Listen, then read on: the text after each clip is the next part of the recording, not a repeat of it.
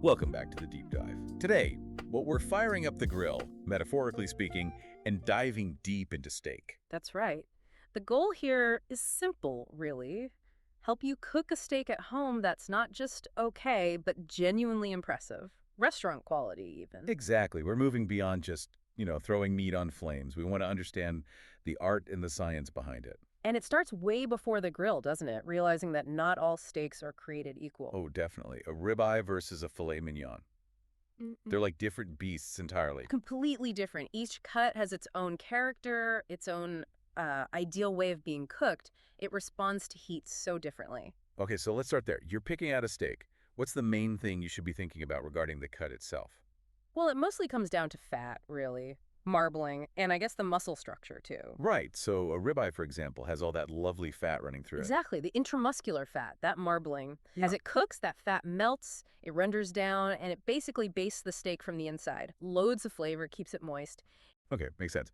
But then you take something leaner, like a filet. Yeah, a filet mignon. Super tender because the muscle fibers are fine, but not much internal fat. Which means you've got to be careful, really careful not to overcook it. It can dry out much faster. So your whole strategy, your grilling plan, it needs to match the cut. Okay, strategy matched to the cut. Got it.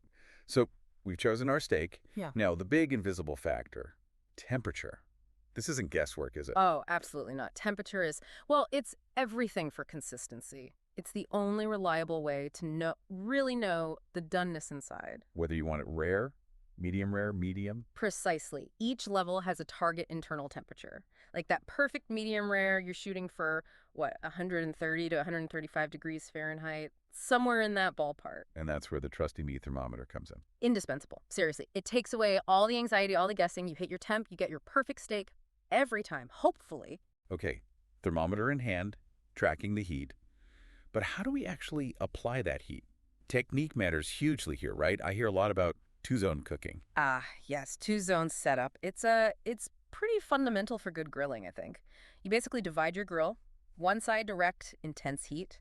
The other side, indirect, gentler heat. Okay, so you start on the hot side? Usually, yeah. You put the steak directly over that high heat first. That's for the sear. That beautiful crust, the color, the flavor. That's the Maillard reaction starting. Exactly. That chemical magic we can talk more about, that initial blast of heat kicks it off. It's crucial for taste and texture. You can't just leave it there, obviously, or it'll burn. Right. You'd end up with charcoal on the outside and raw on the inside. No good. So, sear achieved. Great crust. Yep. Then you move it, shift it over to the cooler, indirect side of the grill. And that lets the inside cook through gently. Perfectly.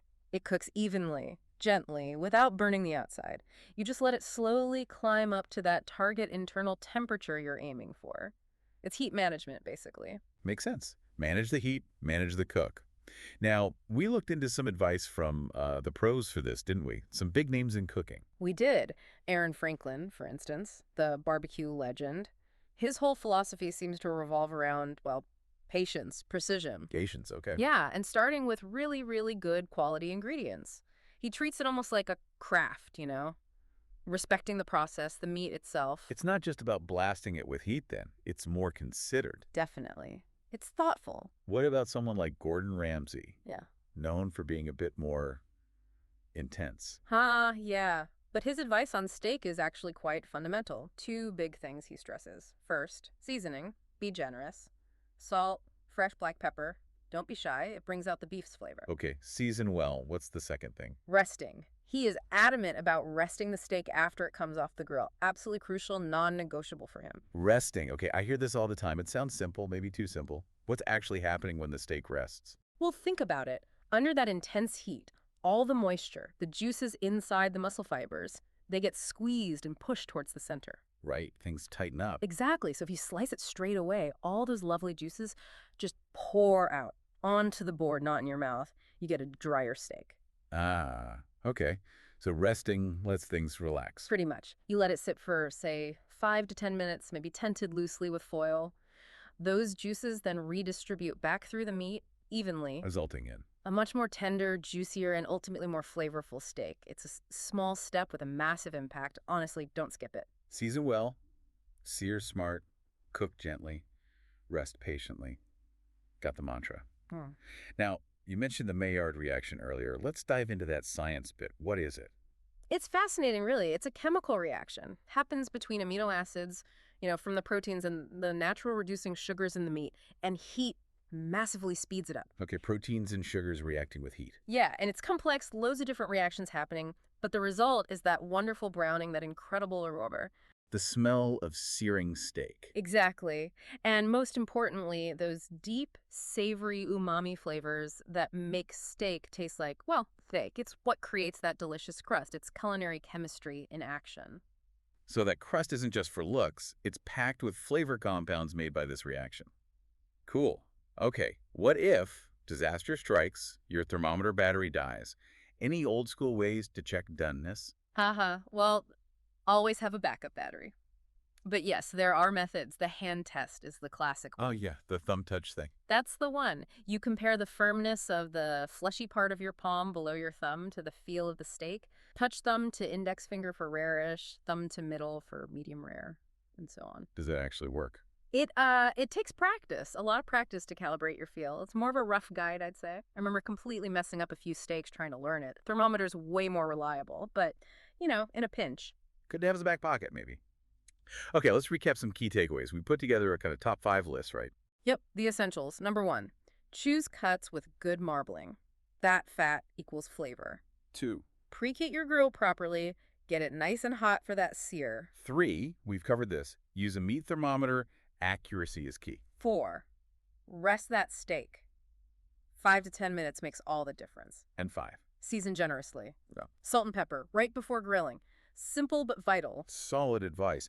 But you also found a couple of, let's say, slightly less common techniques, sort of outside the box tips. Yeah, a couple interesting ones. First is the reverse sear. Reverse sear, so backwards from what we discussed. Kind of, yeah. You start the steak low and slow, maybe in a low oven until it's almost at your target internal temperature. Okay. Then you finish it with a super quick, high heat sear on the grill, or even a hot pan, just to get that crust. Huh. What's the advantage there? It gives you incredibly even cooking from edge to edge and really precise control over the final doneness. Plus a great crust. It takes a bit longer, but the results can be amazing. Interesting. Precision cooking. What was the other tip? Butter basting. Simple, but effective. Adding butter on the grill. Yeah, towards the end of cooking. Just drop a knob of butter, maybe with some herbs like thyme or rosemary, onto the steak while it's still on the grill. And let it melt over. Exactly. It adds richness, moisture, another layer of flavor. Steakhouses do it all the time. Butter just makes things better, doesn't it? Hard to argue with butter. Mm-hmm. So, lots of ways to approach it, from classic to slightly more involved. If you had to boil it down, what's the core understanding someone needs to really master grilling steak? I think it's truly getting a feel for that relationship between heat, time, and flavor. It's not just following steps blindly. It's more intuitive. Yeah, developing an intuition. Yeah. Understanding how a thick ribeye reacts differently to heat than a thin flank steak. Knowing why searing is important, why resting works. When you grasp those connections. You can adapt, make better decisions on the fly. Exactly. You move from just cooking to actually understanding the process. That's when you can really start nailing it consistently and even start experimenting yourself. So it's about understanding the principles, the why, not just the how, that really empowers you, the listener, to take control and get those fantastic results.